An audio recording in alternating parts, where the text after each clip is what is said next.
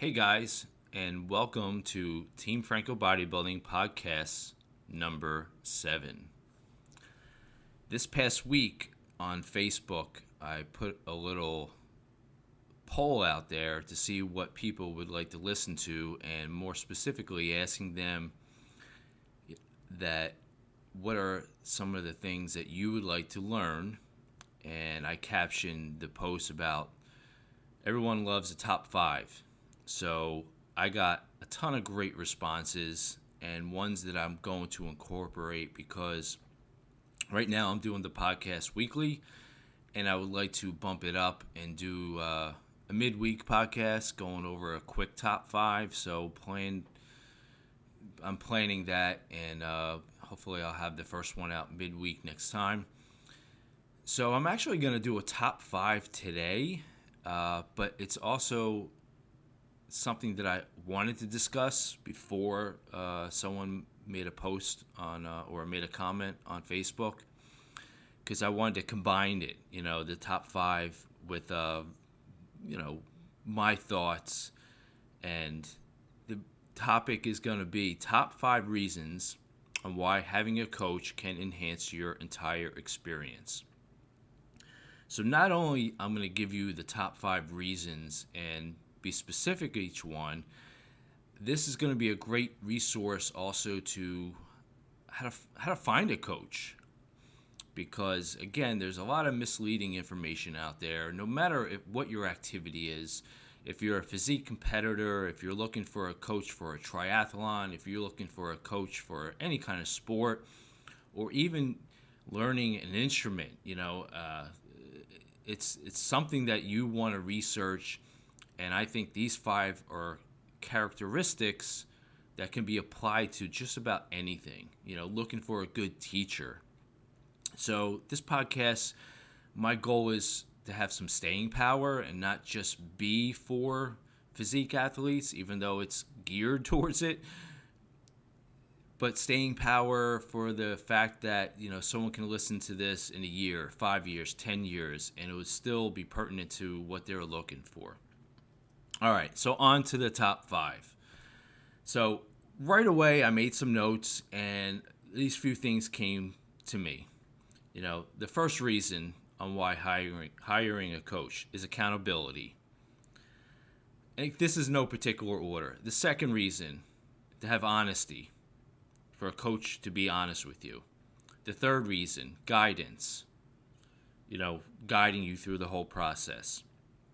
Fourth reason, support, giving you support when things might not be going right.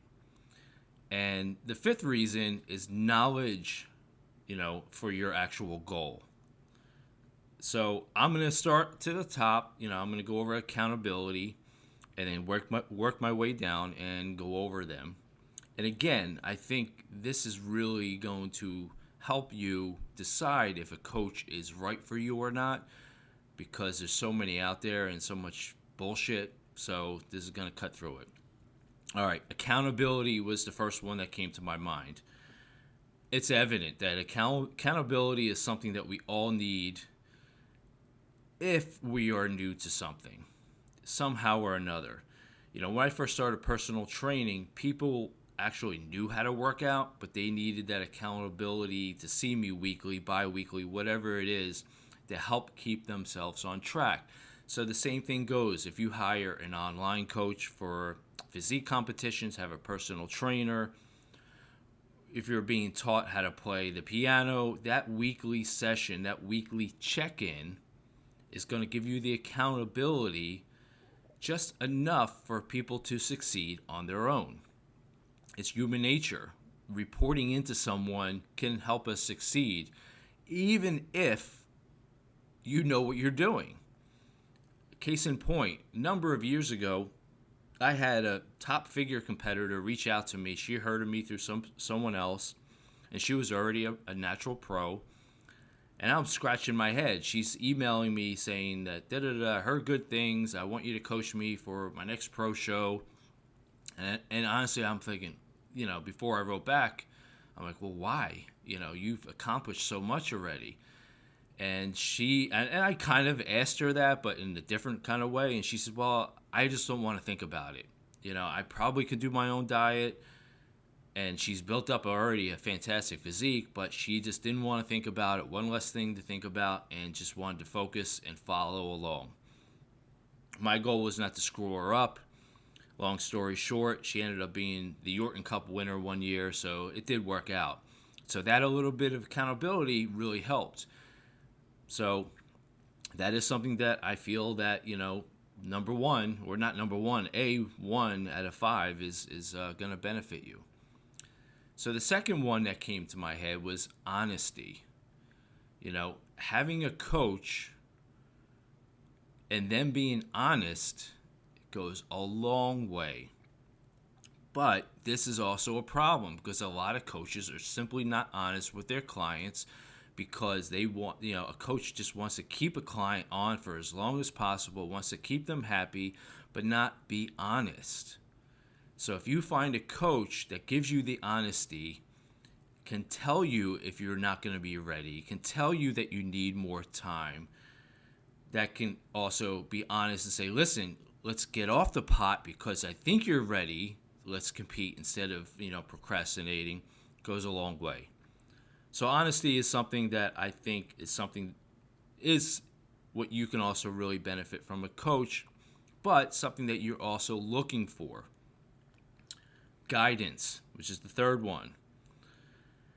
Now, guidance goes a long way with a lot of things, but guidance is really, to me, putting you on the right path for your physique.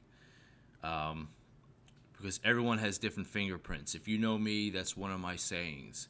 You cannot follow a plan, what one person is doing, or what one person, your best friend is doing, because we're all different. So specific guidance is really important as far as when it comes to the diet and exercise and timing and everything.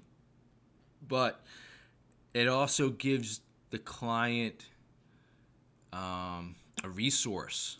So whenever they have questions, you have that guidance to put you in the right direction as far as, all right, well, maybe a more experienced coach will tell you what shows to do, what shows not to do, what posing coach to see.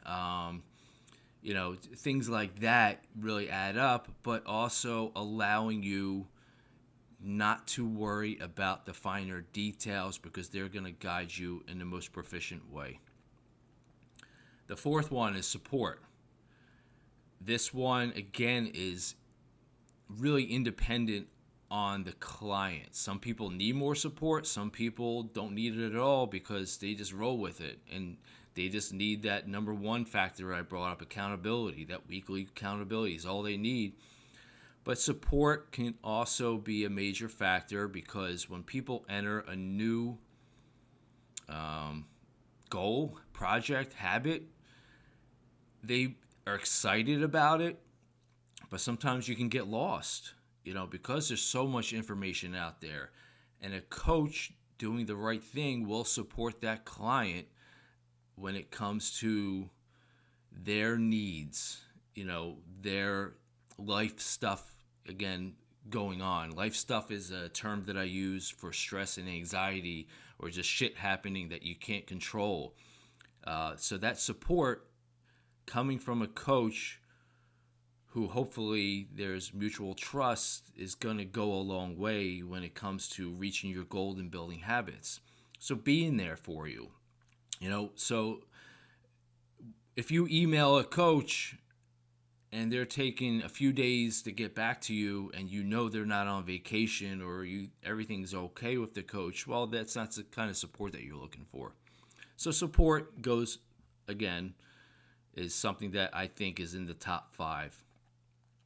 The last one is knowledge, and I was kind of like going into that with guidance, but does your coach have the knowledge for that specific goal?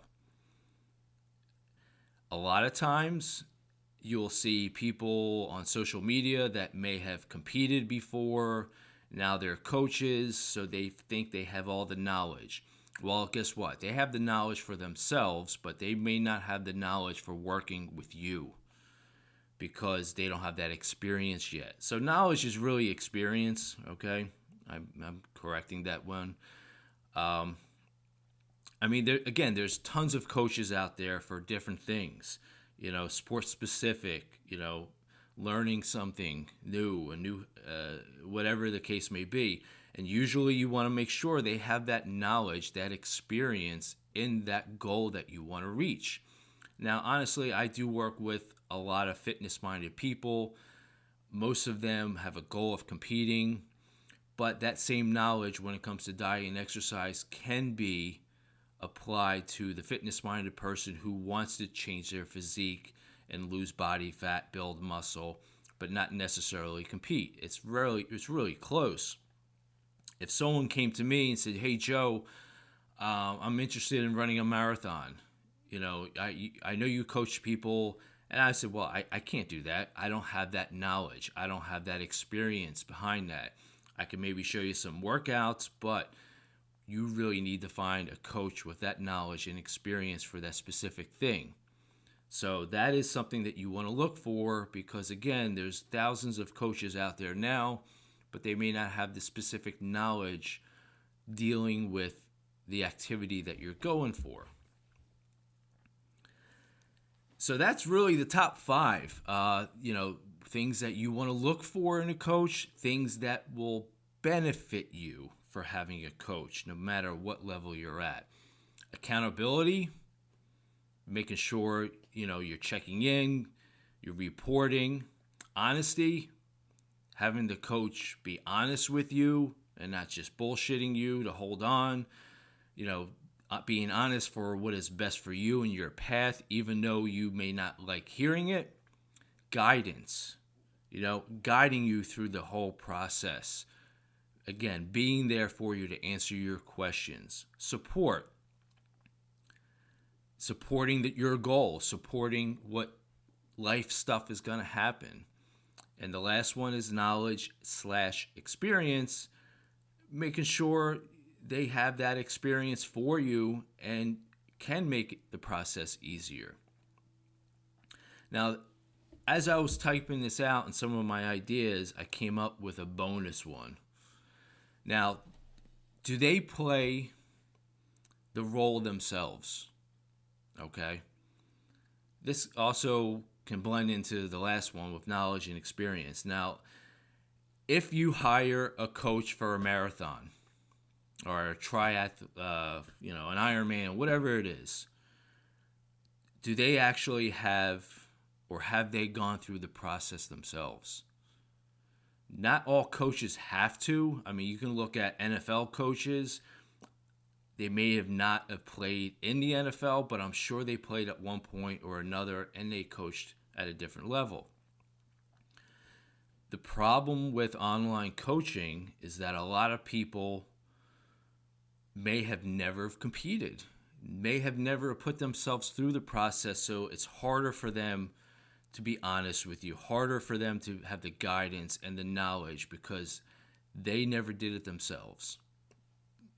I'm not saying that's a deal breaker, but if you find someone that does have that experience, as actually playing the role themselves, it can pay dividends for you. I competed a lot. You hear me saying that. I'm going to have a podcast about some of the shows I've done in the past and all that. But, I was away for it for a number of years because of life stuff and things and whatnot. And I competed last year, as many of you know.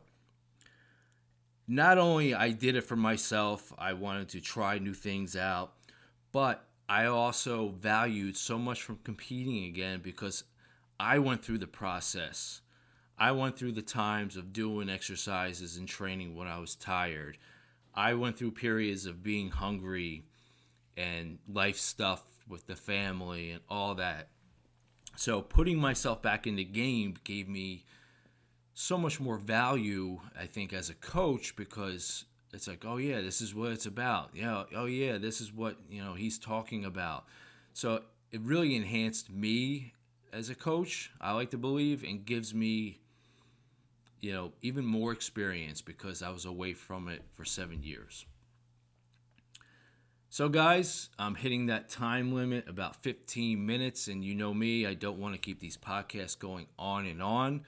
I am hoping this one's been helpful and you can pass this information on to anyone that you might find it helpful.